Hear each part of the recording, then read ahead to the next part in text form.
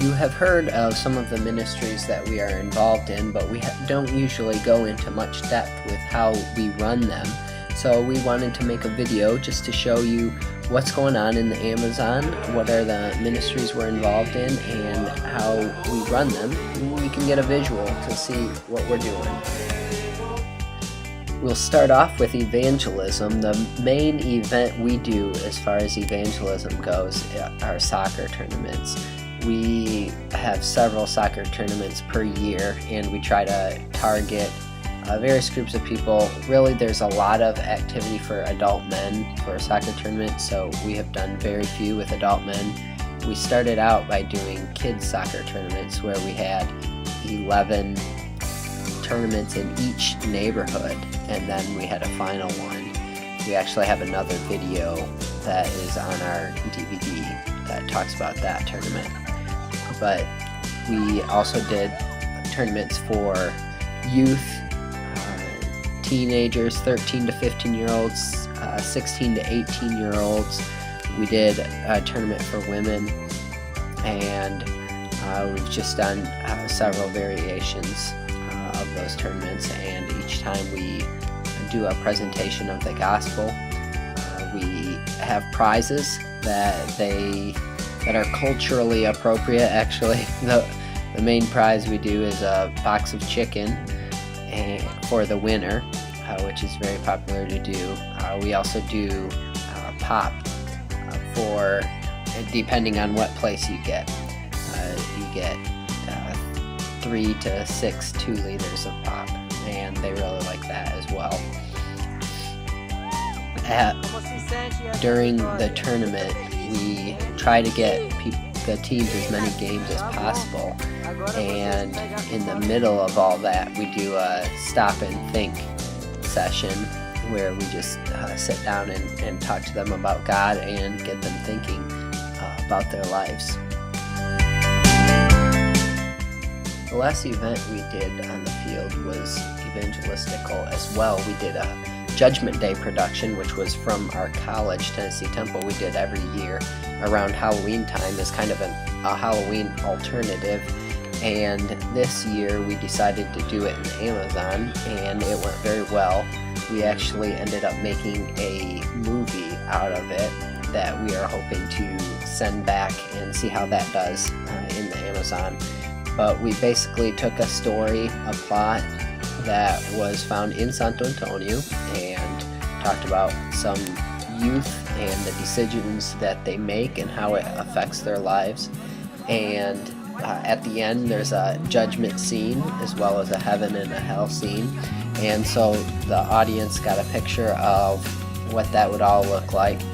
And the pastor of the church was very impressed with how it all went. All the volunteers, we probably had 80 to 100 volunteers per night. We did 4 nights and saw around 1,200 people go through the production, and it was very effective, and we believe that many lives were changed as a result of it. We are also very involved with the youth group. Carol Lee, that you can see in the video there, is the main leader of the youth, and I do a lot of teaching with the youth group. We do a lot of fun activities and bring in quite a bit of youth. We usually have around 50 to 70 youth involved in the activities in Sunday school, and we try to make it fun for them and then focus on a core group that will come into Bible study and do more extensive Bible studies. And from that group, we've had some very solid kids, and of course youth group is always up and down, but it has been very positive in the church there in Santo Antonio.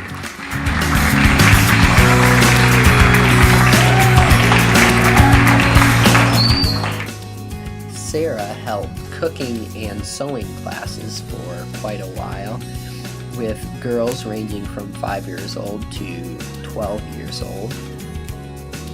The girls always loved to go to the classes, and they were normally very faithful. She would teach anywhere from 8 to 13-week sessions, and then they would have a party. They would either do a picnic upstairs or a sleepover. She did a couple of times, and just a really fun activity for them to show off what they had cooked or what they had made as far as purses or little outfits, and they got together and had fun. Each class she would do a Bible lesson, and over the course of our term, a couple of girls got saved, and she did do a couple discipleships with those girls. We also did small groups through the church and had several families over for lunch on Thursdays, and it was just a good time of fellowship and memorizing verses. We actually memorized several passages and just living life together. Every Tuesday I go to a Bible Institute in Betania, which is an Indian village about 45 minutes to an hour away, and we teach the Bible. Several years ago we started with doing some doctrinal classes, and they didn't seem to grasp it. So we decided to start doing Bible storytelling, where we just use the stories of the Bible and just tell the story and don't do a whole lot of doctrine involved. And it took a little bit of time for them to get used to it, because we would actually have them tell the story. We would tell the story 3 times. One of them would be kind of a review, and then we would have them tell the story, divide into groups and tell the story. And so it took a while for them to get used to that, but after a while it caught on and they really liked it. Since we started doing that, classes have pretty much doubled in size, if not more, and the Indians have really grasped the idea. What I am most excited about in Betania is the training of leaders. For about a year, the last year or so, I started taking a few people from Santo Antonio, the main city, to go to Betania with me. They would go with me every week, and gradually I got them more and more involved. It started with just taking roll until eventually they started teaching part of the class. And the last few weeks that I went to Betania, I actually didn't do anything, because this young man, Raimundo, would start off teaching the first Bible story, and then another man, Jose, who is actually Ticuna, would teach in Ticuna, in their maternal language, which is best for them. And then Raimundo would do a review. So the Indians have really learned from that, and then we're training teachers. There was also another young man, Leandro, that went and taught as well.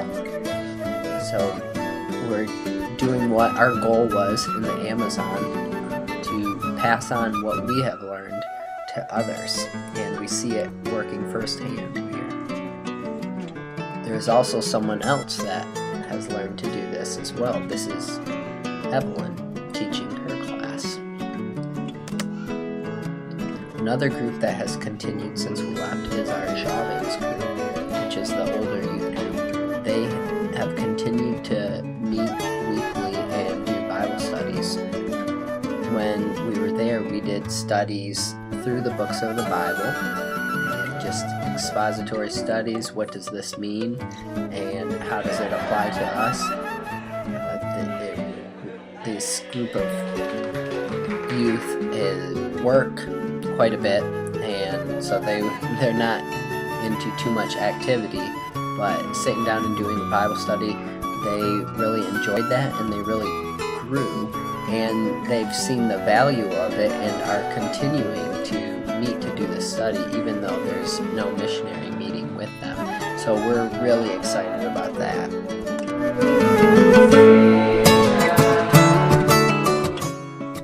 And there's another group that we're very excited about, because they are continuing while we are gone. It's a group of seminary students that decided to continue by teaching.